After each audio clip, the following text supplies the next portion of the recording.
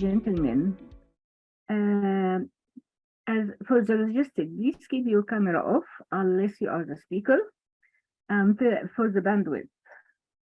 And our speaker today is Matthew. He's the chair of the diverse IT or diversity, neurodiversity group. And we are looking forward to his talk. And I'd like to introduce to you Matthew.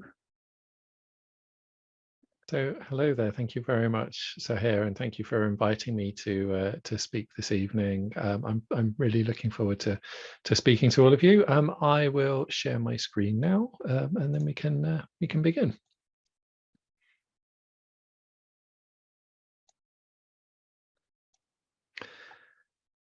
So I'd like you to imagine there were a group of people who could see the need for change before it happened, who could help organizations navigate uncertainty, and who could offer a unique advantage to anyone who employed them. Well, you don't have to imagine that scenario because they're here already. They're neurodivergent people. And today I'm going to talk about how neurodiversity can help organizations respond effectively to change and to change themselves. So a little bit about me briefly before I get too much into this, partly so you know whether it's worth listening to me on this topic or not. I have a 20-year career in IT, over 20 years now, designing, building and integrating new services and platforms. During that time, I realized that my core interest was in the complex relationship between people and technology. And I also realized the value of thinking differently, and yet how difficult it can be for those of us who do think differently to fully realize the potential in that. Along the way, I also discovered I'm an autistic ADHDer. So I work in private practice as a consultant, doing one-to-one work with people, facilitation, speaking, and writing, which is all about this work of exploring how to make neurodiversity good for everyone. I also run a community here in Brighton called Curious Being, and most relevant to this talk tonight, I'm chair of Neurodiverse IT, the BCS group for neurodivergent IT professionals. And I want to say thank you for the committee members and other members I can already see in the audience. Thank you very much for joining us. And I will speak more about neurodiverse IT at the end. So this talk is, what I'm going to talk about this evening is really what neurodiversity is, how it can support different types of change, how it can help, and why improving neurodiversity is one of the single best ways that an organization can prepare and be prepared for the future. So whilst I'm going to be talking about neurodiversity primarily tonight, an awful lot of what I'm going to be talking about is true for people from all marginalized and minority groups. So an awful lot of this can be applied far beyond the concept of neurodiversity. And what I hope is that the talk tonight will help everyone here understand and articulate the benefits of neurodiversity. It will help those of you who aren't neurodivergent to really understand how you can better support your colleagues, perhaps. And it will give neurodivergent people themselves some ideas about how they can get more return for the efforts that they're already making in organizations. Before I get on to neurodiversity itself, I'd like to talk a little bit about my approach to business change. And I really, really like this quote. I think this sums up exactly how I think about this. It's a quote from W. Edwards Deming, the management consultant. And the quote is, "It is not necessary to change. Survival is not mandatory." Because organizations only last as long as they can keep adapting. The history of business and technology is littered with organizations that simply haven't changed and updated. Off the top of my head, Kodak, Blockbuster, Yahoo, all huge organizations in their day, market leaders, all who failed to adapt to a changing technology landscape, and all who paid the price and are all who mostly exist just in name only now. This is all about responding. This is about being able to take advantage of opportunities and to avoid and mitigate threats, and how we do so and how organizations can do so. And fundamentally, it's change in the structure of the business that allows us to do that. But we also need to know when to change and what changes to make. And one of the most important and effective ways we can do that is by making sure that we aren't all stuck thinking exactly the same thing. So neurodiversity is actually everyone. Everyone here is neurodiverse. Neurodiversity is simply the whole range of different ways of living and being and experiencing in the world that derive from differences in neurology. It was a term first coined by sociologist Judy Singer in the late 1990s. And so it's really important to understand that actually we're already doing neurodiversity to some degree. And I also want to say that different people use different definitions of these words. They're not completely settled. And everyone is free to identify how they like. However, these are the definitions that I prefer and that I will use through this talk, so you know what I'm actually meaning when I use these words. So there are some people within this whole range of neurodiversity who are significantly different to most of the people around them, who experience and think really quite differently on an ongoing basis. And those people are neurodivergent. I count myself within that group as well. Many neurodivergent people fit established categories like autistic, ADHD, dyslexic, Tourette's, Downs, a whole range of different types, but not everyone does. You know, some people are comfortable with the idea of neurodivergent without categories. It's just that experiencing the world on a fundamentally different way. And I also want to point out this is not directly related to mental health. It's perfectly possible to be neurodivergent and mentally healthy, just like it's perfectly possible to be neurotypical, that is, you know, not neurodivergent, and mentally unwell. And so it's just a fundamental difference in the way of being aware of different things, having different capabilities. And that's not better or worse, just different. However, this difference can cause significant problems and can mean that the strengths that we do have are often overlooked. And I want to really highlight how big an impact some of the difficulties that neurodivergent people face can have on people's lives. Only 22% of autistic adults are in work in this country, according to the most recent ONS survey. That means that 3 in 4 people who are autistic like me aren't in work. ADHD, for example, is associated with a 13-year reduction in life expectancy, which makes it a greater risk factor than being a heavy smoker. These things can all be managed and mitigated. These aren't fundamental problems, but they give you some idea of how serious the impacts and the barriers that we as neurodivergent people experience can have an effect. And there are really complex causes behind these, but it's absolutely not for want of a desire and ability to make a meaningful contribution.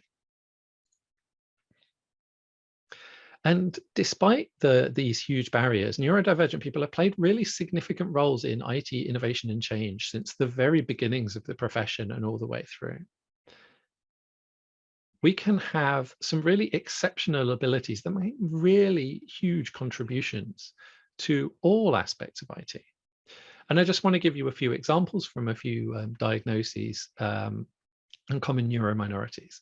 So people with autism often have really high skills in detail and precision, in logic and reasoning, thinking in systems and in goal focus, and being able to plan and implement really specific things and specific change.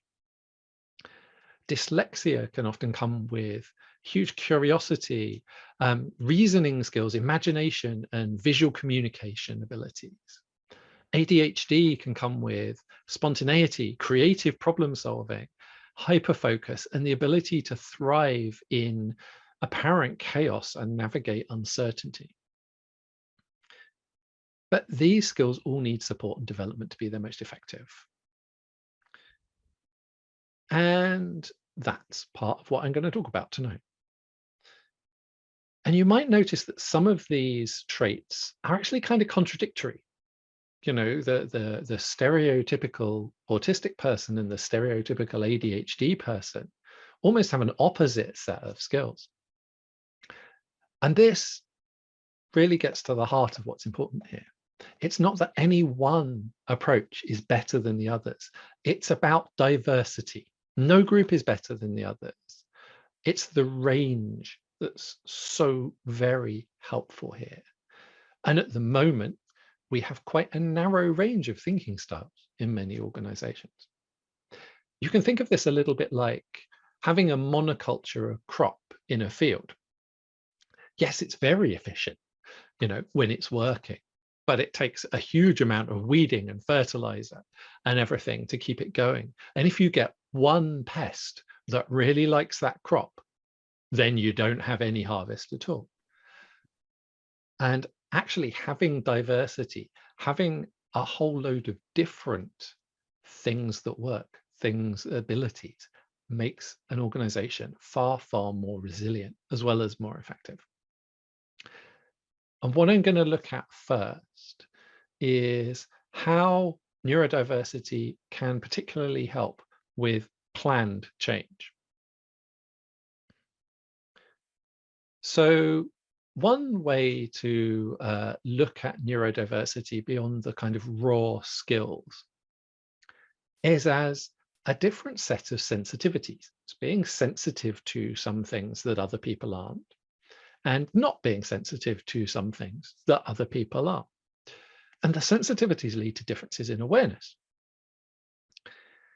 So that means being aware of different things as well. And again, this isn't about deficit. It's just a fundamentally different way of seeing the world. Unfortunately, it's often only the deficit that gets attention.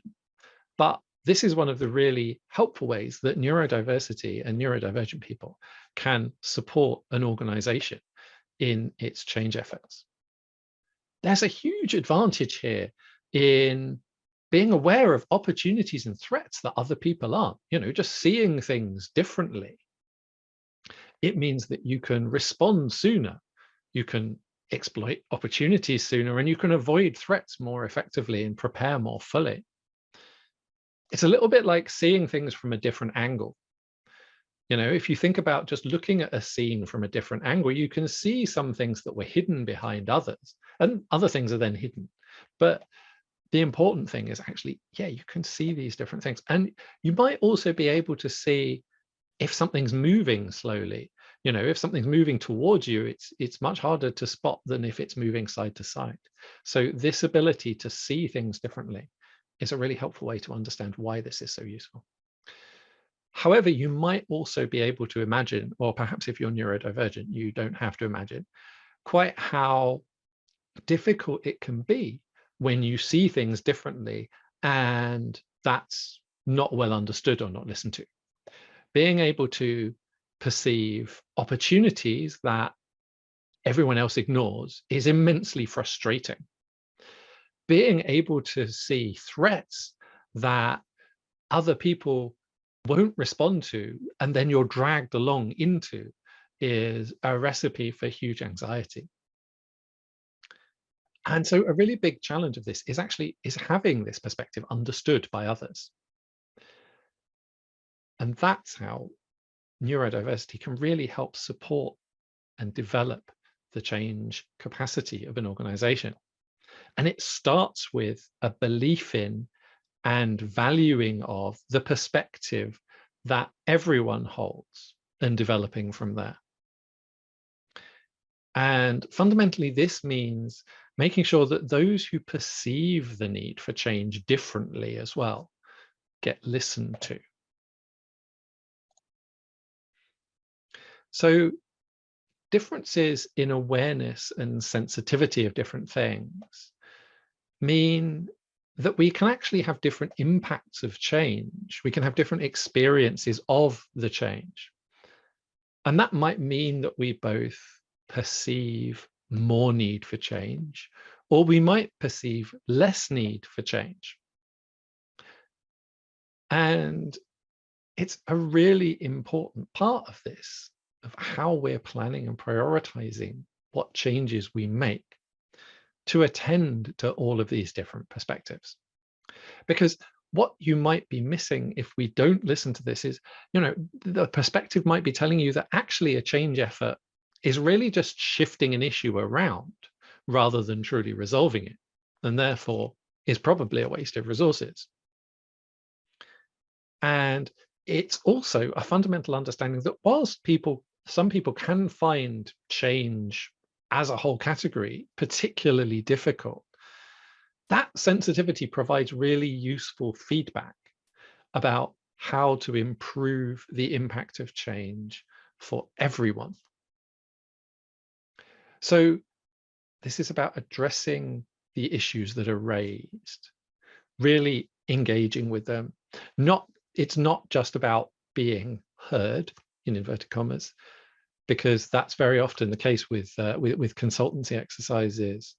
But it's actually about addressing the issues raised in the terms that the people who are raising them understand them. And the real reason that this is quite so important is that there are fundamental limits to what any of us can know and understand. And that also means that there are fundamental limits to what we can plan and what we can anticipate. So sometimes we're going to have to deal with unanticipated change.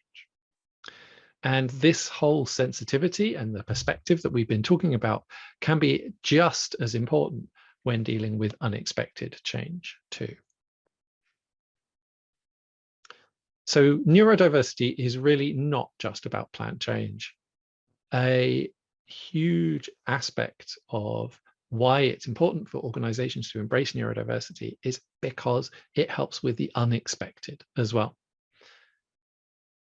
And this is particularly in terms of this idea of sensitivity and being aware of early indicators of change, weak change signals.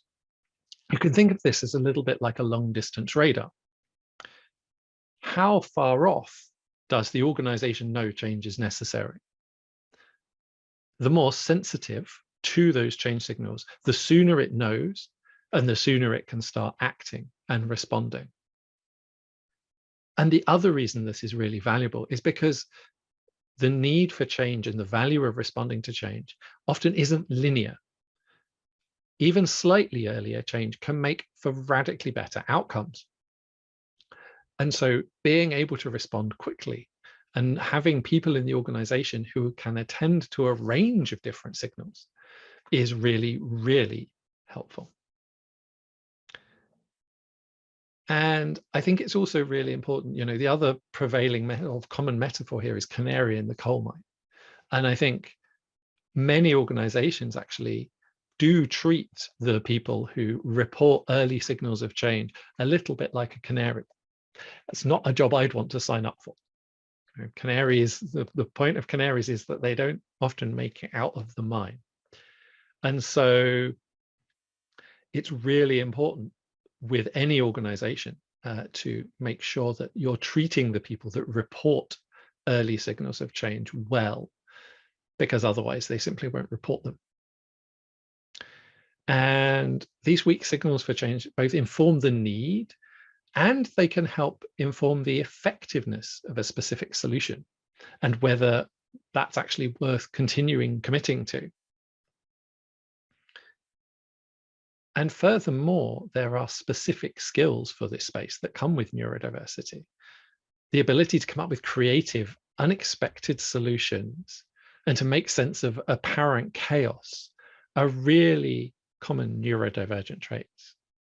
And this is why neurodiversity should be part of every organization's toolkit for dealing with with unexpected change. And the ability of a system to cope with these shocks really depends on its ability to flex and then to adapt.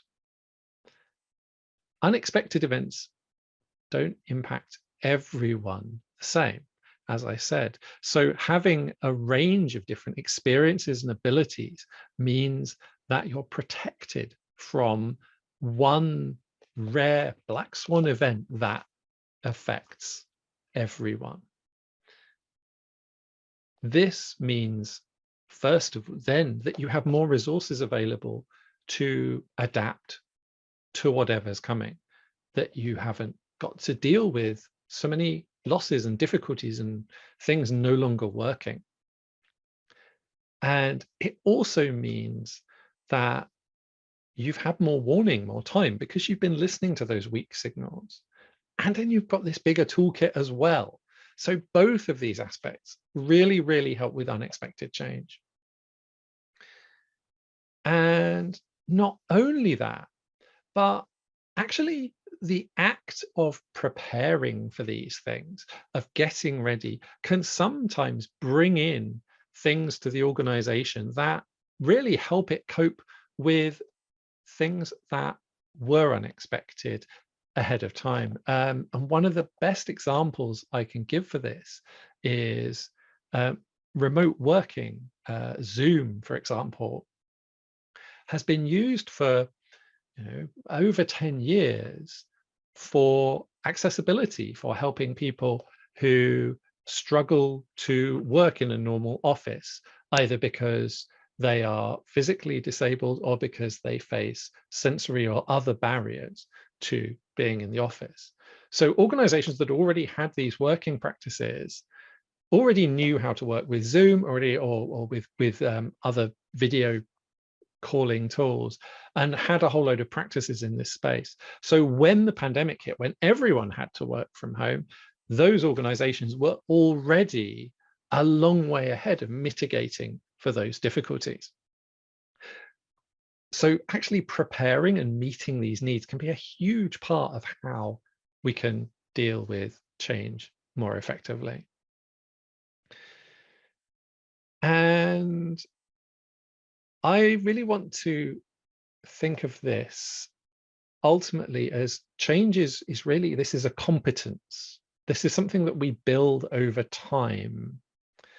And by involving neurodivergent people in this process, we can build this competence before we actually need it. That's the key thing with unexpected change, is we don't get the chance to plan for it.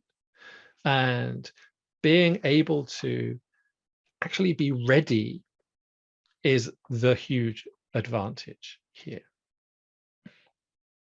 But this can only really happen when people are fully integrated into the organization, when people truly belong. And this is true of all, again, of all diversity, but particularly, this is true of neurodiversity. It's only then that the insight that everyone can offer is really going to be available to inform our decision-making and our planning and our implementation. And this means representation in the entire service lifecycle and at all levels of organizations. It's a really notable thing that even organizations that appear to be quite successful at inclusion often have a lot more of their marginalized groups in junior and entry-level positions versus senior level positions.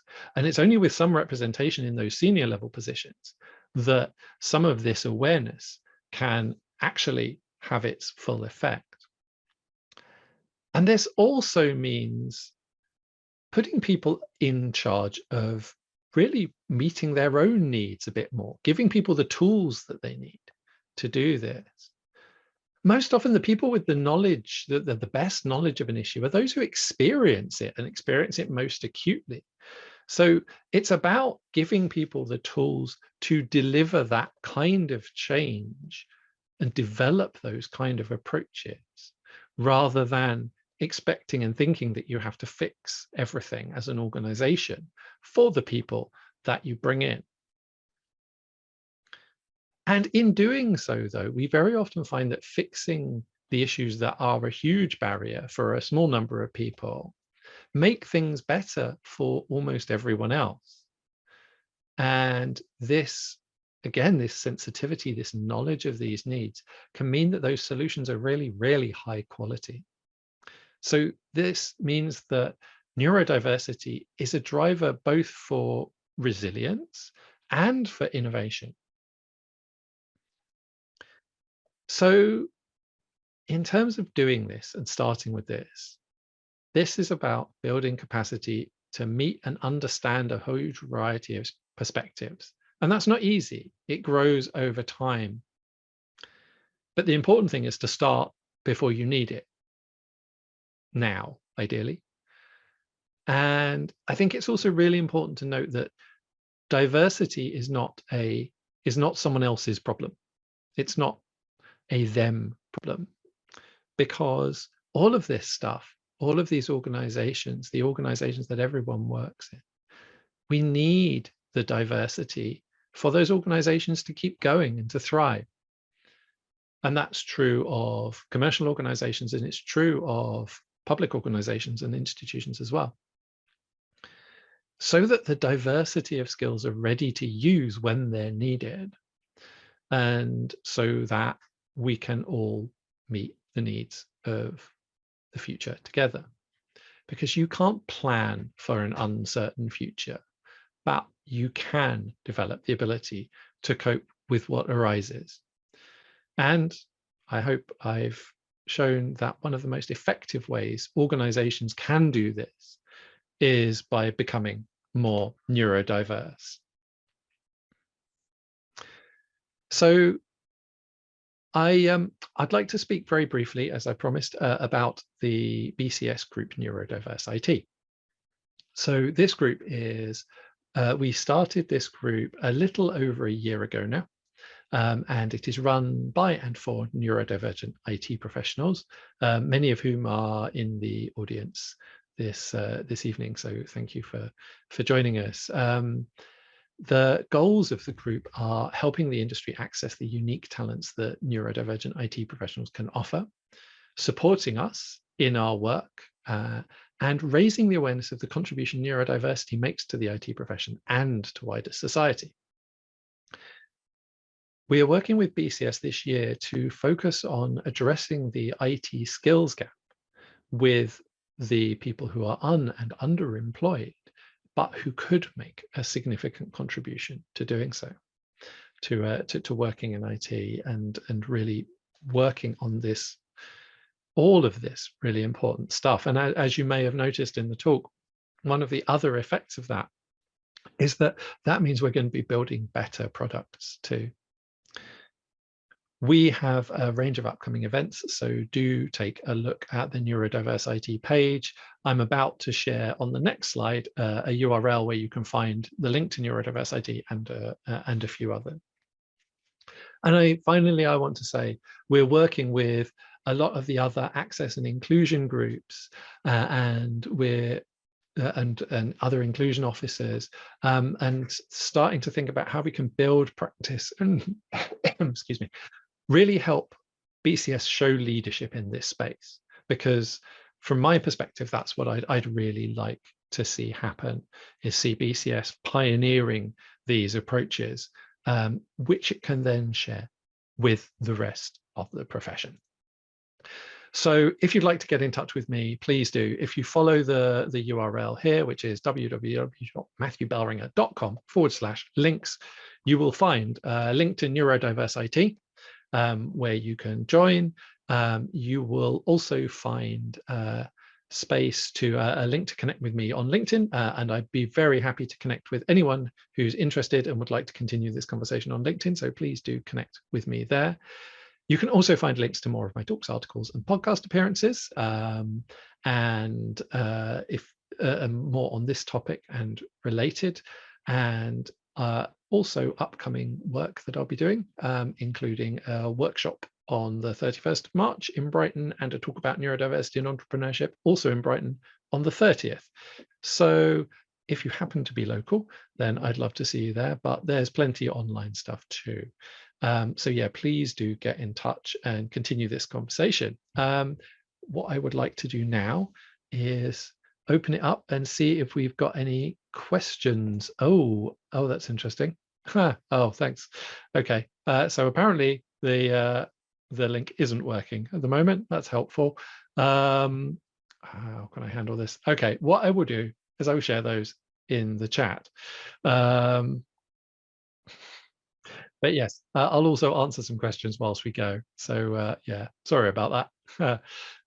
Thank you for checking. Didn't check my URLs earlier. I'm going to stop sharing now so we can see everyone. If you would like to ask questions in the chat, please do. But equally, I think if you would like to unmute yourself and ask questions, that's good too. Yeah, so Matthew, that's me. if we want to increase the awareness and scale it up, how can we do that?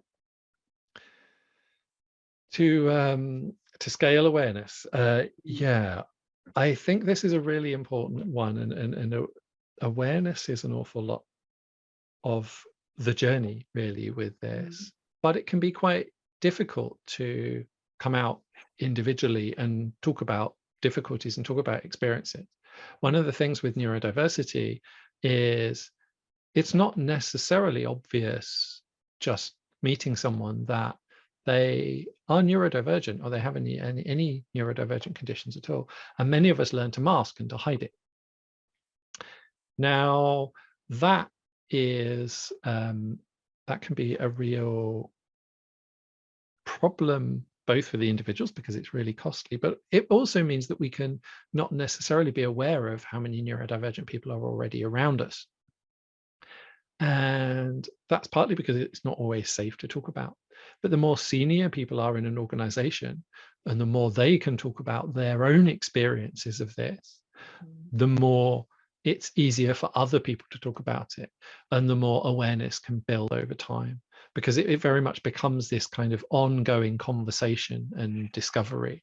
So I think for me, yeah, thinking about really building a conversation around neurodiversity, but particularly attending to those people who are more senior and therefore for whom it is safer to talk about these kind of things is a really, really important part of this.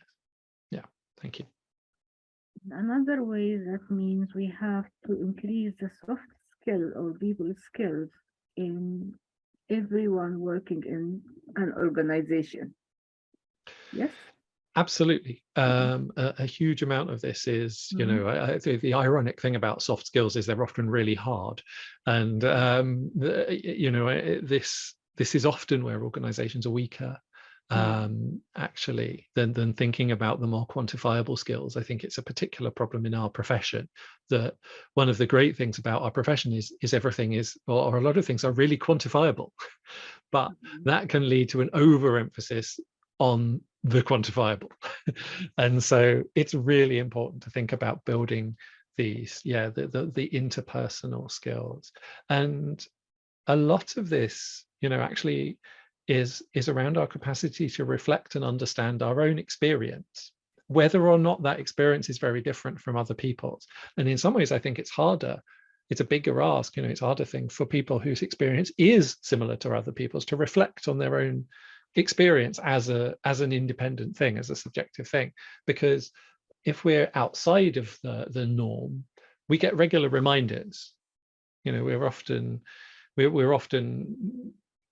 get the sense that we experience things differently, and that's why it's it can be difficult. But if we experience things as other people, we might never get the chance to build that ability and capacity.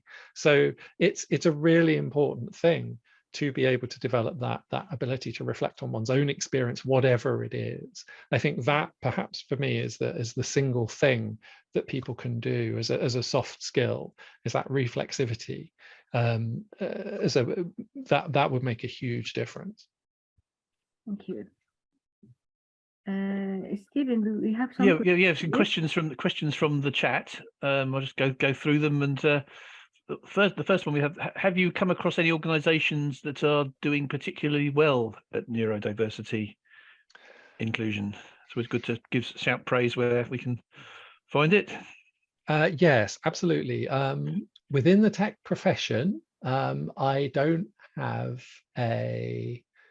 I don't think there are any organizations that are doing as well. That there are certainly some leaders, but I think as a profession as a whole, we are somewhat behind, actually. I think in terms of excellence in general, I'd certainly say Diversity and Ability, who are a social enterprise here based in Brighton, are doing incredible work and have genuinely got this working, but they're not purely a tech. They're not a tech organization. I would say that of the large organizations that I have engaged with, certainly I think Intel have shown some significant leadership in this space, and they've really been using their diversity to drive innovation, which is a really, really interesting area.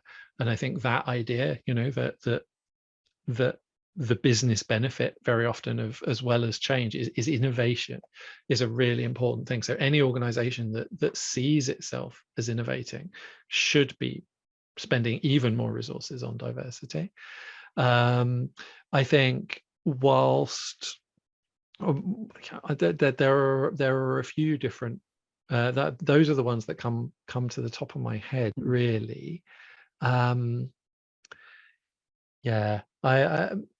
I think that one of the things about how we work with this as large organizations, particularly with larger organizations, is that we are actually starting from quite a low baseline. And it's worth celebrating success, but it's also really worth saying there's no space for complacency. There are leaders in this space, but very few of them that I've found are in technology. I'd actually love to know from anyone else if they found anyone showing real leadership in technology in this space as well. Well, that'd be good to be able to pass it on to you or to the neurodiverse IT group. Yes, absolutely. Good case studies and examples. Another question is going back to what you said earlier. Firstly, you mentioned about mental health. You also spoke about whether neurodiversity should be the different categories. So I don't know what the word is, categories or groupings, whether they are helpful and not, or whether a more just a graduate sort of continuum should be preferred. The question specifically says about whether some recent models of neurodiversity are included more as an umbrella, sort of. This includes diagnosis, as the question has said, for mood disorders, personality disorders, and whether disorder is necessarily the right word there. But well, I think for me, I really like to think about the underlying condition and the disorder as separate things. And this is the, to be neurodivergent isn't to be disordered. However, growing up in an environment that's just not designed for us, that causes us really significant problems, trauma, difficulties, can result in trauma, in disordered behavior, in behavior that isn't optimal. And I think a lot of the things that get called disorders, it's interesting, ADHD is fundamentally described from a deficit perspective, and I would include personality disorders, mood disorders in all of this as well, is that the fundamental underlying state very much falls into the category of neurodiversity. It's being sensitive to different things in the world. It's being aware of different things in the world and experiencing them differently, and then suffering difficulties because of that. So I absolutely think that the kind of underlying conditions behind those are completely around neurodiversity. And actually what we should be doing really, what would be really helpful is if we start shifting this conversation away from just this deficit model and it being all about disorder and deficit, and being able to say, okay, well, what are the strengths that come with these things?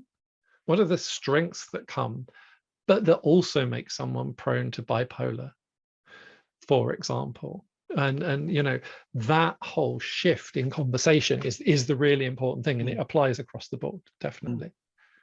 Yeah. You mentioned about that in organisations, if someone sort of, as it were, at the top can open up and make conversations easier to share. The question here, I was just wondering whether the question here is whether there's, I think, anything specific to within education universities to do to help their students understand and support neurodiversity. It says in the workplace, that presumably being the workplace that they will find themselves in after their studies.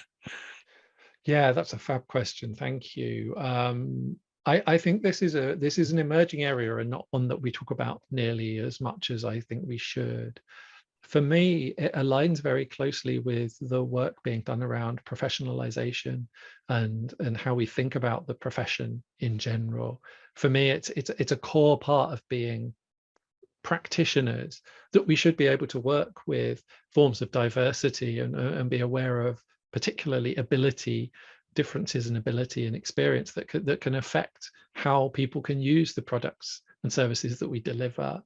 So I mean, at the moment, actually, I'm not sure there's that much available really packaged up neatly to help with those with educators to help prepare their students for understanding this. The main thing I can suggest is actually to use the neurodiversity that's likely to be represented within a cohort to help people understand as much as that is comfortable and safe, because it gives people direct practical examples and experience of the thing. Because I think actually that experiencing is a huge part of this, really being able to understand and to break down some of the stigma and prejudice. And if people have never had the chance to accumulate that in the first place, it's even more helpful. So yeah, but I want to say, yeah, I think this is a really big area that BCS can potentially help with in terms of really, helping everyone who is an IT professional understand how these things relate and how these things work and how important this is. Yeah, I think the last of the questions we've got in the chat, the text here says your analogy of treating neurodivergent employees as canaries in a coal mine rings particularly true. I suppose, do you think a whole culture change? I think the answer is going to be yes, isn't it? A whole culture change is required to alter this, and I suppose the follow on would be how. And I mean, you have suggested some things already, but what else would you say for this? Yeah, I mean, unfortunately, I don't think this extends just to neurodivergent people either. This is a much broader issue than neurodivergent people. Very often, this idea that we organizations shoot the messenger, or often more subtly now. One of the big ways that organizations can continue perpetuating the existing ways of doing things, even when there are very strong indicators that perhaps they should change. I think one of the biggest ways I see is that if you notice and raise a change, a need, a problem, you then personally end up responsible for resolving it. This fundamentally makes people less likely to report a need. And if we're not aware of those needs, then we don't have the ability to respond. And I think looking for both the active ways that we kind of punish people reporting a need for difference, for change, and the other ways we make it more difficult is a really important part of this. And yes, working with neurodivergent people is a big part of that, but it's actually much, much bigger. And it is a cultural change. I think for me, ultimately, all of the evidence points to that the most effective organizations manage to successfully integrate top-down and bottom-up processes. And it's got to be an integration of those. And when we have too much of the top-down, when it's just like, keep your head down, do whatever, don't say anything, that actually makes organizations much higher risk in many, many ways. So I think it is a culture change, but it's also understanding the really hard fundamental reasons why this is a bad idea.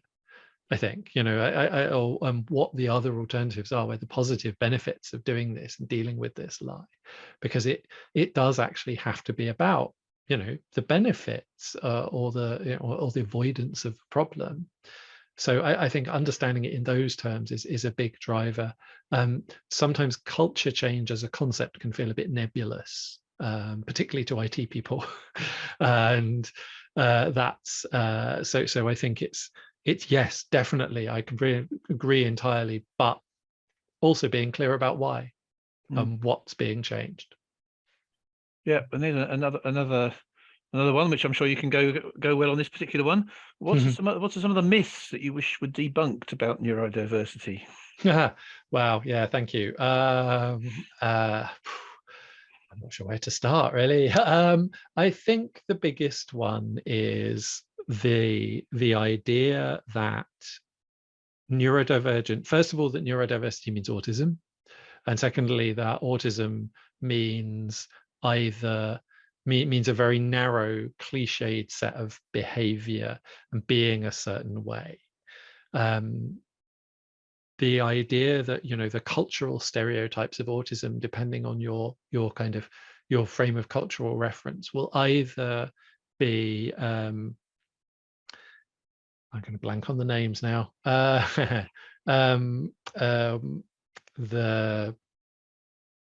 what's his name from Big Bang Theory? Yep, Sheldon Cooper. Thank you. Or Rain Man, yes, and I can't remember his name. Dustin Hoffman's character in Rain Man. Thank you both. And yeah, these ideas that is what a condition is, and everyone who is like that has these traits or these abilities, or is strong or is weak in a certain area, is a lot of the problem. So, you know, one of the difficulties is autism, for example, is associated with reduction in language capacity, but it's also associated with hyperlexia. It's also associated with extreme language capacity, acquiring language really early, having really big vocabulary and being really articulate. And this idea that, okay, if you're autistic, you have problems communicating, on some level it's true, but it's just this idea that you can go from a very simplistic conception of the complexity of any person's experience and predict and ascribe certain aspects to a condition. That just doesn't work. It's another lens to see the complexity of experience from. So this idea that, you know, you can actually tell that much from any one person's knowing about any one person's diagnosis, I think that's probably the single biggest myth I'd like to tackle.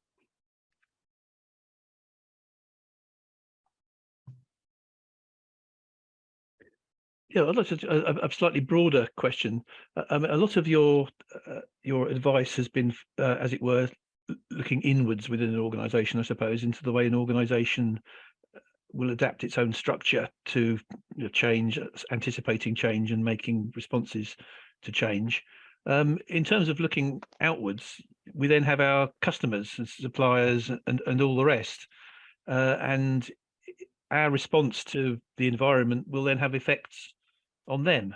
And so quite conceivably, I mean, you mentioned that certain neurodivergent groups are maybe more likely to be unemployed or more likely to have certain issues. Perhaps, I suppose, in my imagination, maybe more likely to be drawn to certain types of employment or find more employment in those particular areas.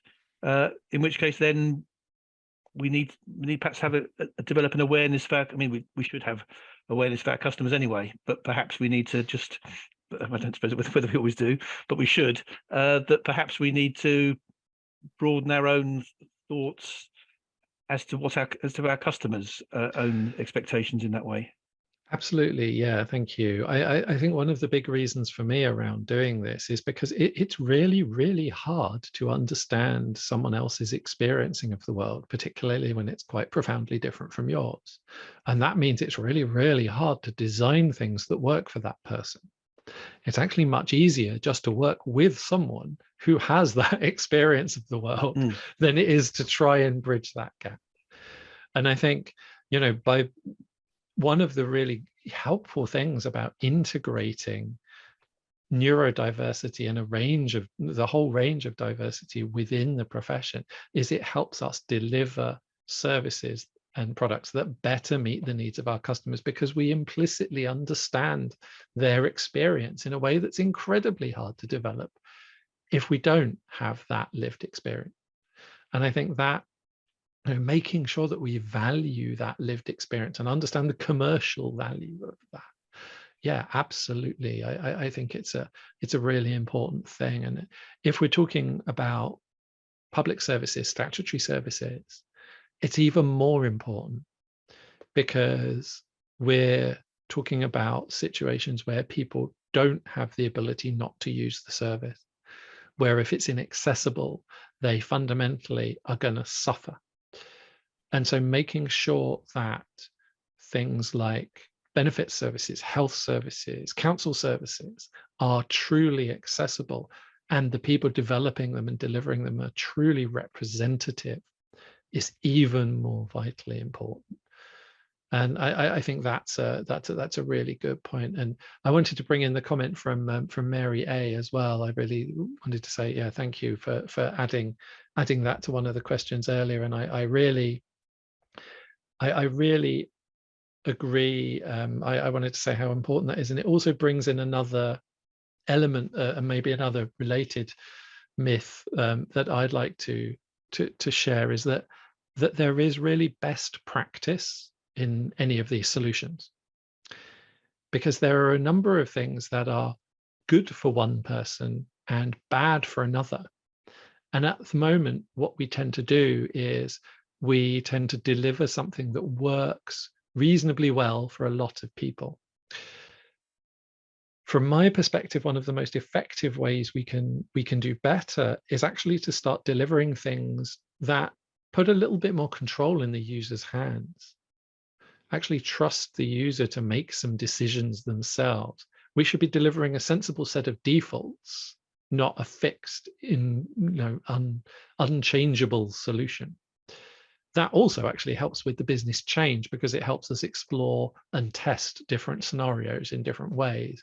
And it makes our cost of design quite a lot lower, because we don't have to do all this crazy optimization work.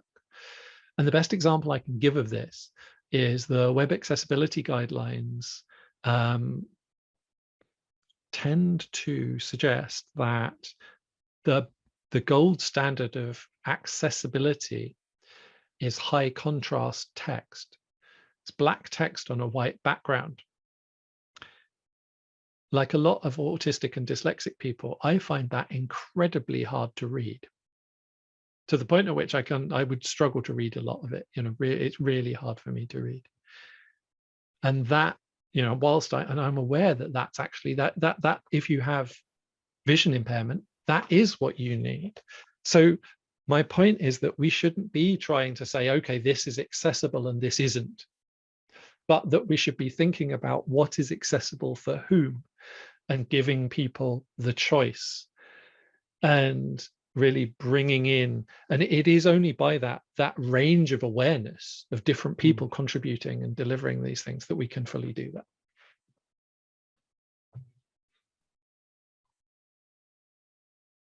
Yes.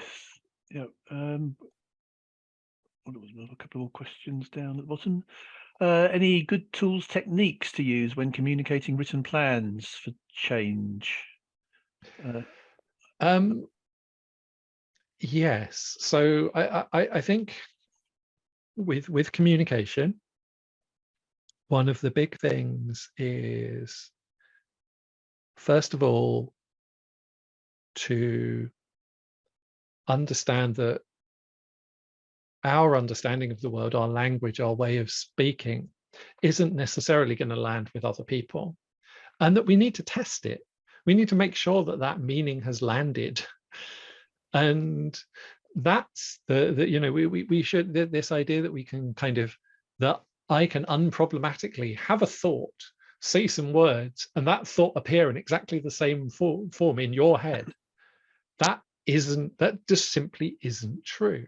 So we really need to work with how we're conveying this. And I think, again, as an IT profession, perhaps one of the areas we're a bit weak is how we communicate around the technology and around the change and those relationships. And it is also a communication thing. Communication is not broadcast. It's communication. It's a conversation and a dialogue. And that's actually how we develop this.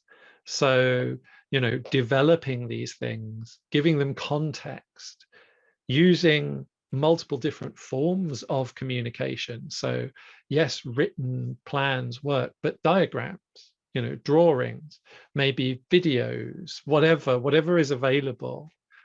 And actually communicating across different media is a really, really helpful way of doing this. And also of, again, making sure that people are represented in the communication too.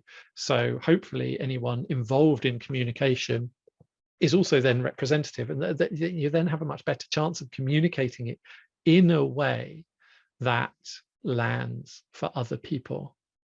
I think for quite a lot of, certainly for quite a lot of autistic people, I experience speaking normally, in the sense of how most people converse, is a little bit like speaking a second language, one I'm very fluent in, but it's like speaking a second language, and it has all of those challenges as well. Like I sometimes make mistakes, like you do when you're working in a second language. So being aware that that's a possibility. And I think the other side of this is being being generous in our communication, in the sense that people do make mistakes, but if we're the ones communicating, if we're the ones with the power in this situation, it's up to us to be generous first, and to give others let others make the mistakes in their communication, and give space to understanding and to establishing a shared understanding, rather than jumping on a very narrow jumping on the first way that we have read a certain thing and assuming that that is the only way to interpret it. I mean, that's approach of communication. I mean, that applies whether your audience include neurodiverse people or not, doesn't it? I mean, in terms of Absolutely. Checking, and it sort of echoes also what you were saying about user control of systems and processes that people can find there, as long as you've got a couple of what you might call reasonable alternatives that people can choose and combine the different approaches that you've provided. Yeah, and absolutely, and I think this is one of the things about the we're talking about diversity, meeting a diversity of needs, but diversity of needs doesn't just come about because of things that get medicalized as conditions. It might be that the diversity of need is that you're walking somewhere, so you can't read a thing, and so you need to listen to it instead. And I think that idea of that we there's more use cases out there. There's always more use cases, but being really aware, being really clear of what use cases we're meeting, and intentionally doing that is a really, really helpful way of understanding it. But completely, it helps everyone when we do this. Yeah. Yeah, well, just keep going. There's lots of good questions coming in. We'll get you to give the same answer eventually to more than one, but you've been right. Let's see. Right, are there any particular aspects then for organising meetings, conferences, and things of that sort to be more, I suppose, more neurodiverse friendly? More. Yeah, I think for me, in an ideal world, again, we want flexibility. We want people to be able to participate in any way that works for them.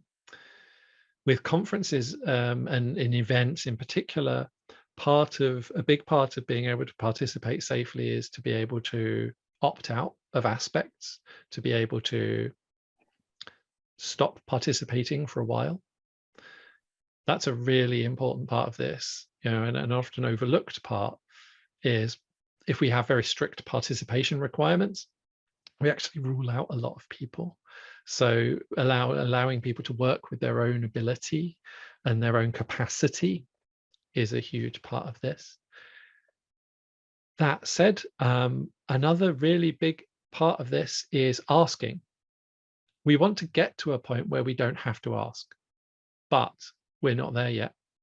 And we need to, at the very least, make the effort to ask the question. Because asking for support is itself a hard thing to do. It's all very well, a lot of organizers I spoke to, well, it was, it's here if people ask for it. That doesn't work for so many reasons. So if you are, as being inviting people to ask for their needs to be met and being clear about the kind of things that you mean as well, because this is one of the other things is like, if you're organizing a thing, you know it much better than anyone else. It's actually quite hard for someone to anticipate their specific needs in an environment. That's because it's so circumstantial.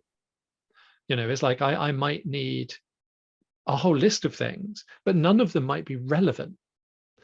And so I'm not going to send 2 pages of A4. And as an event organizer, it's actually a difficult thing. You don't want to be wading through all of that. So it helps, again, is this ability to reflect, is like, well, what are we offering? What's available? What might be difficult from previous experience? And what mitigations, what have we done? What have we put in place? And so that, giving people a sense of what is available when you do ask is another really, really helpful aspect. Yeah. Yeah, I mean, I had one question here, sort of expressing sort of, I think, frustration about the fact that people are not more open and considerate. I mean, you've given some suggestions as to how we can all take more things into account and offer the flexibility and the alternatives.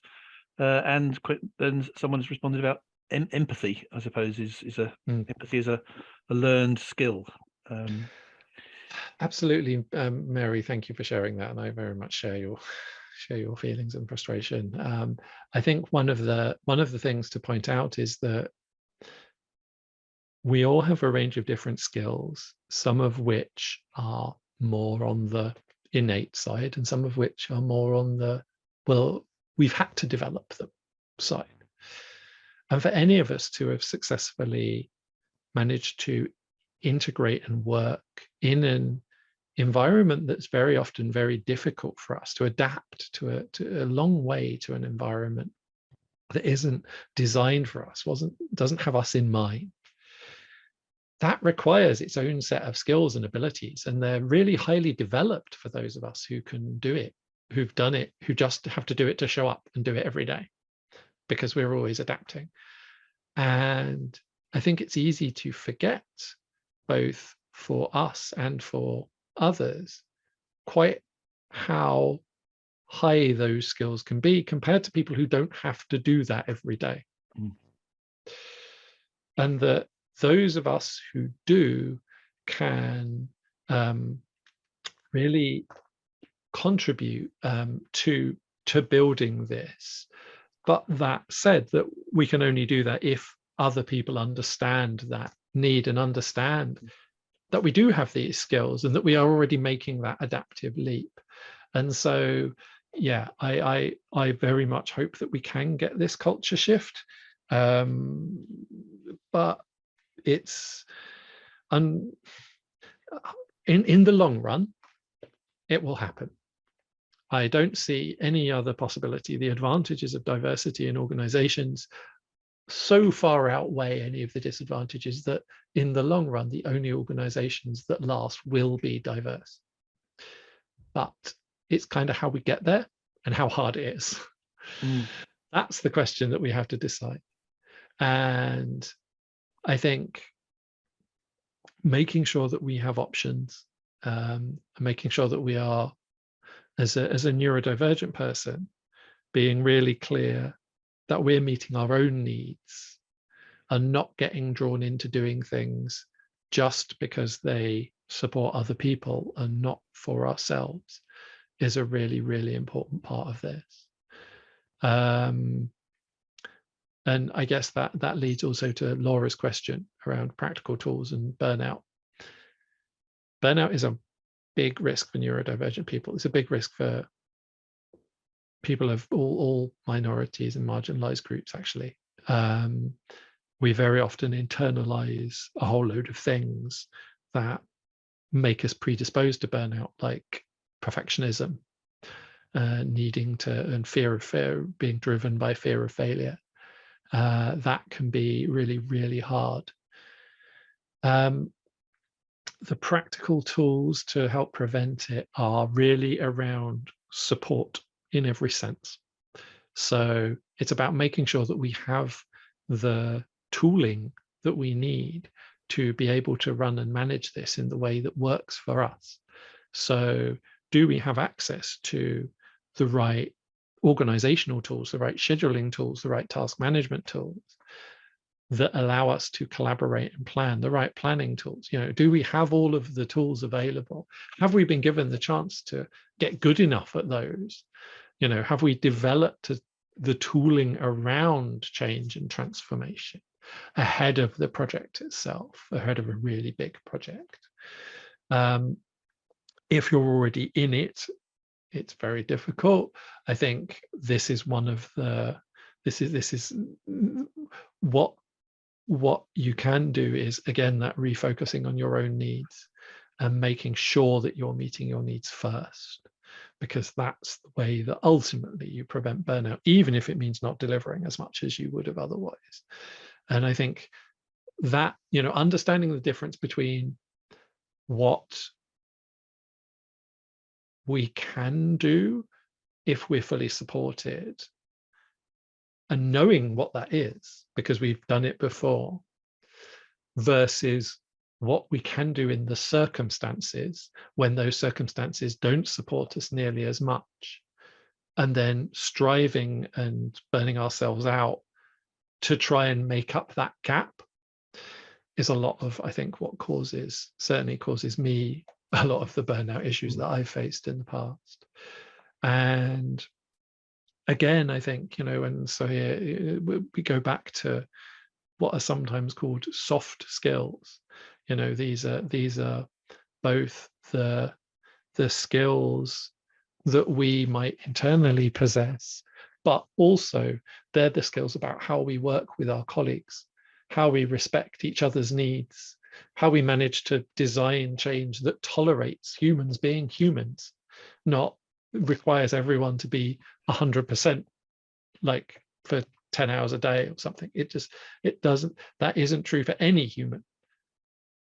And so that, you know, building in some slack, actually, a bit of capacity, a bit of spare capacity, and making sure that we can tolerate this stuff and being supportive of our colleagues meeting their own needs is a huge way that we can do this.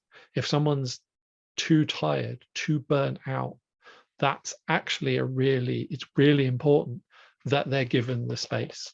And if that means stepping back timescales or stepping back ambition, in the long run, that's much more helpful. And I accept that that's a really difficult thing for a lot of people in lower levels of organizations. But as you become more senior, actually are like advocating for that for the people that report to you and supporting that in the people that report to you and modeling that in your actions is a really, really important part of this.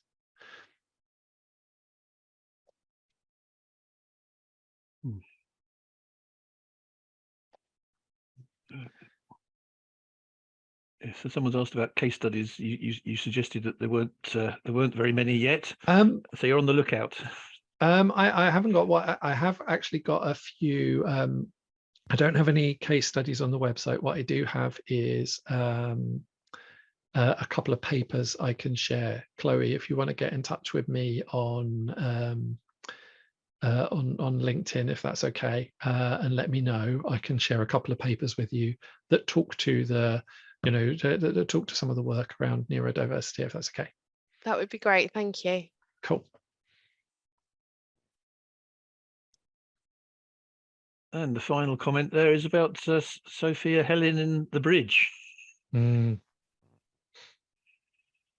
Yeah, I think that's a really, the understanding that for many of us, we're kind of playing a double role. It's almost like two jobs. The work, and whilst we can advocate for others with that, yeah, it's about understanding that this is that building that self-compassion as well. And yeah, completely, it's not easy, and there are all sorts of ways we can build empathy, and being able to talk about the difficulties and being able to talk about some of this is actually a really important thing. We can normalize some of this and normalize the support. So yeah, but yeah, it's really interesting. I didn't know that story, so thank you for sharing. That's yeah. I have a book which is called The Art of Business Communication by Graham Shaw. It's not a new book, it's 2015, but it's doing the communication through art. Not art as art, it's like caricatures. So that's something like that will help. Definitely, I think this cross-modality communication is a really important one, and both and accepting that people will have different strengths on both sides of both understanding and creating it. So it's I'm not a big visual thinker, interestingly, so I struggle with that. But I completely the people that can do that it's fantastic, and it's so good. And it's about finding the people who've got real strengths in there. And I think, very often we learn some of these things to such a high degree because we're kind of crossing this bigger bridge of communication. I think that's partly why I got so wordy, was because they're helpful. And other people have become really good visual communicators, and taking advantage of the communication skills within a team, and allowing ourselves our own communication skills, actually, in our own way. So it's like, do we insist on making ourselves do this the hard way and do it in a way that doesn't work for us? Or do we allow ourselves to draw a diagram, for example, and that's really valuable. So yeah.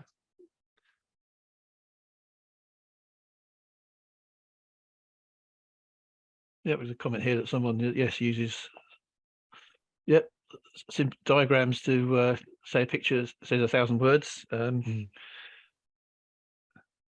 Although I'm sure a poet would say a word shows 1,000 pictures, but that's a different thing. There's a question here. I'm referring to Matthew Syed. I don't know nothing of this. Do you think Matthew Syed's rebel ideas is good for supporting the case for neurodiversity in organisations? And I suppose if you do, perhaps you could tell me what Matthew Syed's rebel ideas is. I haven't actually read the book, though I do know of it. So as I understand it, it's about how these kind of fundamentally paradigm changing ideas are important, and that we need to make sure that we're working with those, as well as within the current approach ideas. Conrad, it would be helpful if you'd let me know if I've got that summation roughly right. Brilliant, thank you. So yes, absolutely. I think I sometimes talk about these things as divergent ideas. They're things that aren't just more of the same but better. They're taking a genuinely different angle.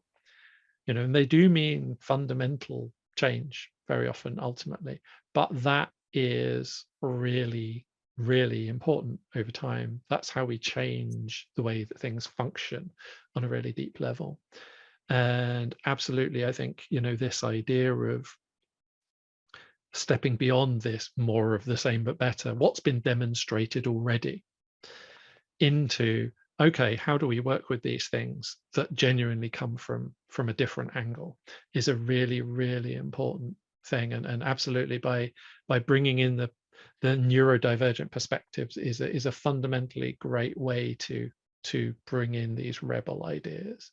I think we are, when you experience the world differently for a long time, for whatever reason, you simply see things differently. You have a fundamentally different set of understanding and how things relate. It's not wrong, it's just different. It can be just as coherent. And that ability, that means your ideas work differently, but that can open up different pathways and mean that you can work, you can see different paths, different trade-offs. And it also means that if you're the only people thinking that way, the only organization or the only person thinking that way, there's a real value to doing that.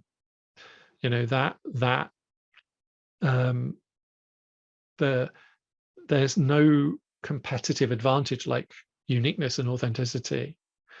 And so from a business perspective, actually pursuing these things is incredibly valuable, even if they seem a bit weird, even if it takes a bit of work to make them work, because you're not competing with everyone else in the space.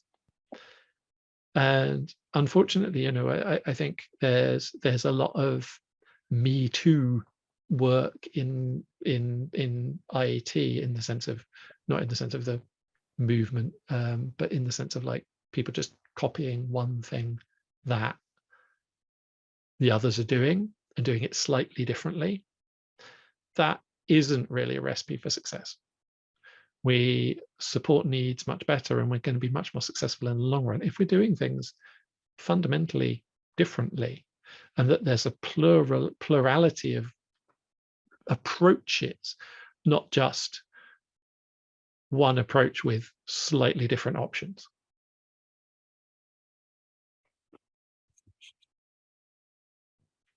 Yeah, that's great. Thank you. And we have no more questions. Cool. Excellent. That was fantastic. So, yeah, thank you very much indeed. You've put your links there so we can track them down, look at you through the BCS, the website of the Diverse IT group. And I will fix the other link as well. That should start working soon. So if anyone's watching on the recording, or if you get around to it tomorrow, then please do check it out. So sorry about that. And I've written pages and pages of your comments, suggestions, and thoughts, which I will probably be unable to read tomorrow. But yeah, but lots of great things that I'd never really occurred to me before. So well, thank you very much indeed for sharing all that with us. Yeah, no, thank you. Well, thank you very much. I really appreciate the group, and thank you for being willing to connect and explore this with us. Thank you to the committee of the business change group. It's really, this is not everyone is getting quite where we're getting yet. So I'm really appreciate helping spread the word for the new group, and thank you everyone for listening and watching, and for your really insightful comments as well. And we're pleased to collaborate with you and with all our other colleagues and friends in BCS to share ideas with each other and with the audience as well, those who've booked to attend.